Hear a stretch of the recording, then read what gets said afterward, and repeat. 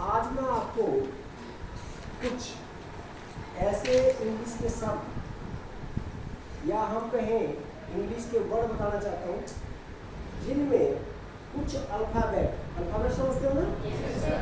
वो साइलेंट रहेंगे। साइलेंट का मतलब क्या है? चुप रहेंगे, वो बोलने नहीं जाएंगे। तो दो चीजें मैं आपको बता रहा हूँ। कुछ तो मैं ऐसे शब्द बता रहा हूँ जिसमें के साइलेंट रहता है।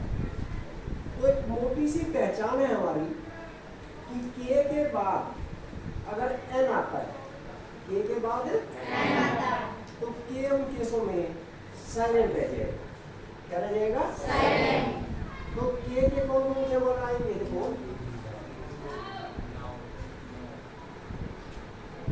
इसको कैसे बोलेंगे? गलत बोल रहे हो आप? नो। समझ आ रहा है?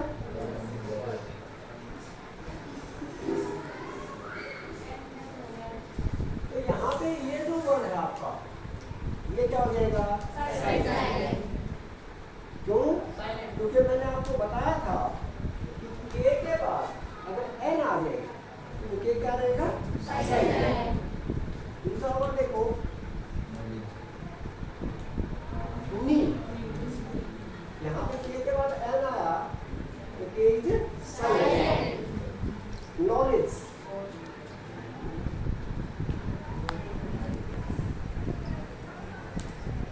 यहाँ पे भी क्या है?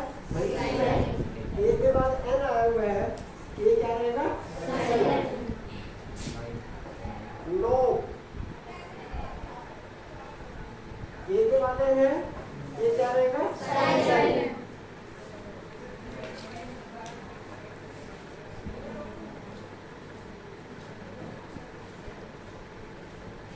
के बाद क्या आएगा? एन। इसको क्या बोलेंगे?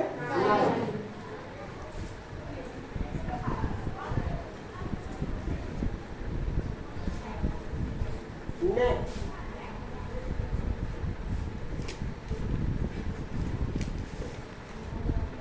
के बाद क्या आया हुआ है?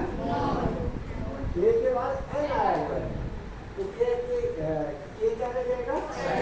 साइलेंट। क्लियर आ रहा है? इसमें कोई दिक्कत आपको? दूसरा इसके बाद है नाइट।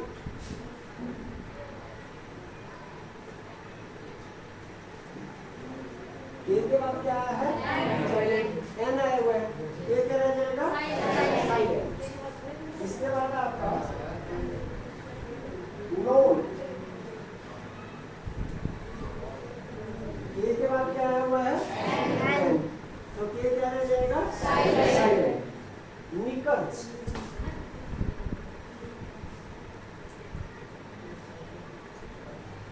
के बाद क्या आया? एन। तो के क्या रह जाएगा? साइलेंट। इसके बाद आपका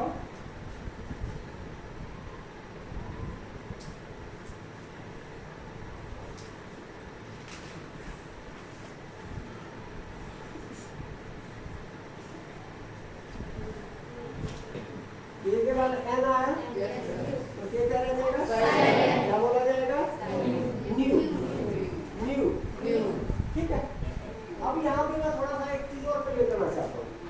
एक तो यहाँ पे नाइट आया था, क्या आया था यहाँ पे? नाइट। यहाँ पे न्यू आया है। अब एक न्यू आपने पढ़ा है NEW, इसको भी न्यू बोलेंगे, इसको भी न्यू बोलेंगे। ठीक है। अब इनका दोनों का मीनिंग क्या हो जाएगा? अलग अलग। दोनों का मीनिंग क्या हो जाएगा? अलग अलग। इसका मतलब नया और इसके लिए है दूसरी फॉर्म वर्ब की। पहली फॉर्म मैंने लिखी है पहले, ये रहा। ये इसका मतलब क्या होता है? जानना। नो माने जानना, न्यू माने जाना, दूसरी फॉर्म हो जाएगी। ठीक है। तो इस के लगाने से इनका मीनिंग नहीं बदलता है। यहाँ पे बोले दोनों एक जैसे जाएंगे, ये भी न्यू, ये भी न्यू। लेकिन अगर आपने के लगा दिया तो जानना उसका मीनिंग आएगा, और के नहीं लगाया तो नया हो जाएगा। ठीक है। इसी तरह से इसका अगर मैं दूसरा ले क्या बोलेंगे इसको? नो। और इसको भी क्या बोलेंगे? नो। इसमें थोड़ा सा फर्क आ जाएगा। इसको नो बोलेंगे, वह बोला जाएगा यहाँ पे। इसमें ये भी नहीं बोला जा रहा। इसको क्या बोलेंगे? नो। वह नाम मात्र की आवाज दे रहा है, नहीं दे रहा है, लेकिन यहाँ पे पूरी आवाज दे रहा है। इसका मतलब क्या हो जाएगा?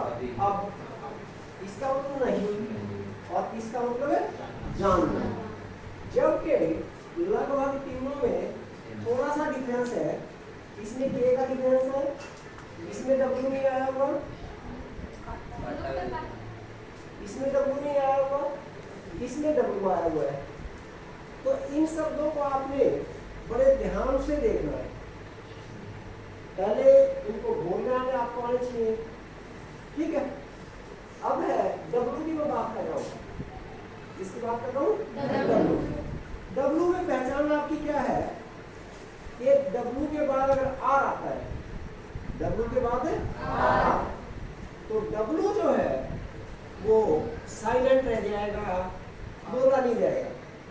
डब्ल्यू के बाद क्या है? आर। तो 5-6 नंबर में यहाँ पे लिख के दिखा रहा हूँ आपको। ये तो बहुत पहले से आप देखते आ रहे हो, राइट।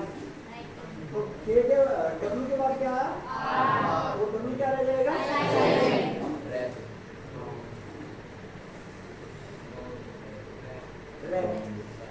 डब्ल्यू के बाद क्या है? आर।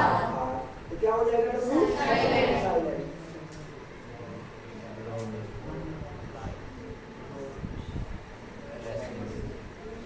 डब्ल्यू क्या हो जाएगा? साइलेंट। ये क्या हो जाएगा? वैसे तो ठीक है मैं